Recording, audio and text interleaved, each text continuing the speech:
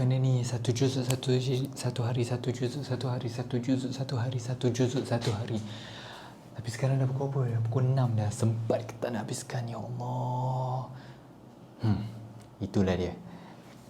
Dia bila kita dah tetapkan untuk habiskan satu juzuk satu hari sebagai salah satu amalan dalam Ramadan kita, dia bagus untuk jadikan pembakar semangat untuk kita tolak diri kita untuk kita ada satu matlamat tu bagus. Tapi pada sama dia boleh jadi satu perkara yang menyebabkan kita tak bergerak pun, yang kita rasa macam rasa susah. Sebab kita rasa kenapa? Sebab kita rasa nak cuba selesaikan satu juzuk dalam satu kali duduk.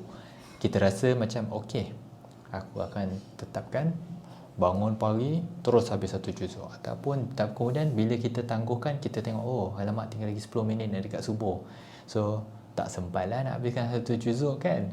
Jadi kita okey tak apa, lepas subuh kita akan baca satu juzuk kan. Sampai selepas subuh kita tengok alamak tak gosok baju lagi untuk pergi pejabat, tak sarapan tak ada lah, tak mandi lagi ke semua tu. Jadi kita fikir okey tak apa, nanti sebelum pergi kerja dah siap semua tu. Kemudian kita dah siap kerja, kemudian tiba-tiba kita kena pergi keluar awal ke, kita dah sampai ke pejabat. Kemudian okey kita fikir waktu makan tengah hari, okey pun tak berjaya. Waktu sebelum lepas asar, sebelum buka sampai ke malam, akhirnya kita tak berjaya habiskan satu juzuk pada satu hari. Kemudian kita mula risau, alamak dah satu juzuk terlepas,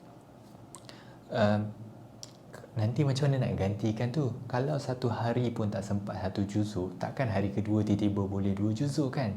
Jadi makin lama kita makin hilang semangat, hilang keyakinan, dan akhirnya kita pilih untuk okey tak apalah, tak payah. Macam mana? Rasa macam boleh relate? Besar kemungkinan ya. Dan perkara ni tak semestinya hanya berlaku pada membaca Quran pada bulan Ramadan sahaja sebenarnya. Dia juga berlaku dalam banyak perkara yang hidup kita. Sebagai contoh, untuk bersenam, kita fikir kita nak buat satu rutin sangat panjang, rutin yang cover the whole body lah, tangan lah, push up lah, pull up lah semua. Kemudian kita fikir okay, benda tu akan ambil masa mungkin hampir 1 jam. Selagi kita tak dapat 1 jam khusus untuk buat benda tu, kita tak akan buat. Akhirnya kita akan tolak ke tepi, kita tangguh terus sampai tak berjaya. Begitu juga dengan membaca buku, buat kerja, even kerja pun kita selalu tolak tepi sebab kita fikir kita perlu selesaikan semuanya sekaligus. Dan itu satu benda yang sangat menyesatkan sebenarnya. Sepatutnya apa yang kita perlu buat adalah, saya sukalah bila berlari ada satu konsep iaitu long slow distance running. Saya rasa itu sequence ya, ke SL adalah slow long distance running. So iaitu untuk kita tambah stamina adalah bukan kita berlari dengan laju, sebaliknya kita berlari seperlahan mungkin dan selama mungkin, seperlahan mungkin supaya kita boleh berlari selama yang mungkin. Dan itu yang akan menambahkan stamina kita. Itu adalah cara untuk kita berlatih untuk berlari jarak jauh. Saya suka itu dan saya rasa benda tu patut digunakan dalam banyak aspek kehidupan kita. Sebagai contoh lah, salah satu benda sebagai contoh, saya pernah cuba untuk saya cuba untuk berlari jarak jauh seperlahan yang mungkin. Dan saya suka satu tipsnya tu, saya tak ingat sumber dia, tapi tipsnya adalah untuk bertanya pada diri sendiri setiap kali kita berlari tu. Contoh kita ada perubahan dari segi kelajuan berlari tu, pace tu berubah, mungkin kita naik bukit jadi pace kita akan rendah sedikit, ataupun kita sedang turun bukit, pace kita akan tinggi sikit kan. Okay, bila ada perubahan pace tu, kita akan tanya pada diri sendiri, adakah kita mampu untuk kekalkan pace ni untuk 5 jam akan datang. Untuk long distance, kita fikir long distance, walaupun kita mungkin belum lagi pernah lari 5 jam, bahkan setengah jam pun tak pernah, ataupun sejam tak pernah kan. Tapi kita tanya pada diri, okay, kalau aku perlu berlari selama 5 jam dengan pace ni, adakah aku boleh? Jadi sebagai seorang baru macam saya ni, saya akan turunkan lagi pace saya sampai saya rasa saya boleh bernafas dengan senang. Saya rasa saya boleh berbual dengan teman lari saya, contoh isteri saya ke. Jadi saya akan rendahkan pace saya sampai ke tahap tu. Dan saya rasa benda ni dia hilangkan beban. Memandangkan saya tahu saya akan lari selama 5 jam. Mindset walaupun tak semestinya kita akan buat 5 jam, tapi dalam kepala saya fikir ini adalah pace untuk saya lari 5 jam. Jadi saya tak perlu kisah pasal masa, saya tak rushing, saya ikut saja. Kemudian apa saya buat, saya tetapkan terus alam. Saya tahu walaupun saya nak, kalau boleh nak lari 5 jam, tapi saya ada kerja. Jadi saya tetapkan alam. Selagi alam ni tak berbunyi, contoh saya ada tetapkan untuk lari selama 50 minit. Selagi alam ni tak berbunyi, saya tak perlu tengok phone apa, saya hanya fokus pada berlari pada pace yang saya boleh berlari selama 5 jam. Dan saya buat saja.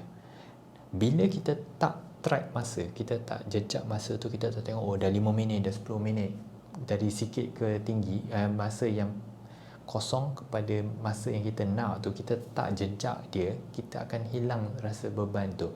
Kita tahu aku hanya perlu fokus untuk buat satu benda ni sampailah tiba cue dia, tiba masanya, tiba penggera dia. Selagi belum sampai, lupakan, buat saja, fokus pada satu benda. Dan saya rasa benda ni sangat bermanfaat untuk kita gunakan dalam bacaan Quran. Kita tak perlu berlumba-lumba, kita sekadar tetapkan berapa lama kita nak baca. Tak perlu terkejar-kejar, tak perlu tahu berapa muka surat, tak perlu tahu berapa lama, maksudnya kita tak perlu tengok masa tu 1 minit dah, 2 minit, no.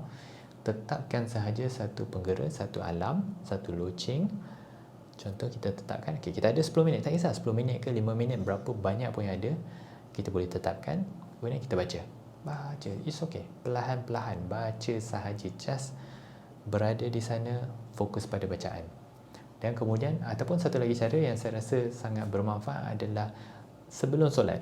Sebelum solat tu kita dah ada satu loceng semula jadi, iaitu azan.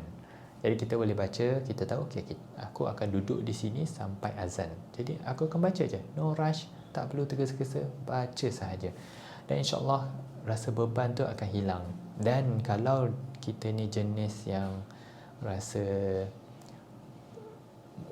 resah bila makin petang tu makin susah, mulakan hari bacaan tu, mulakan sesi pada malam sebelumnya.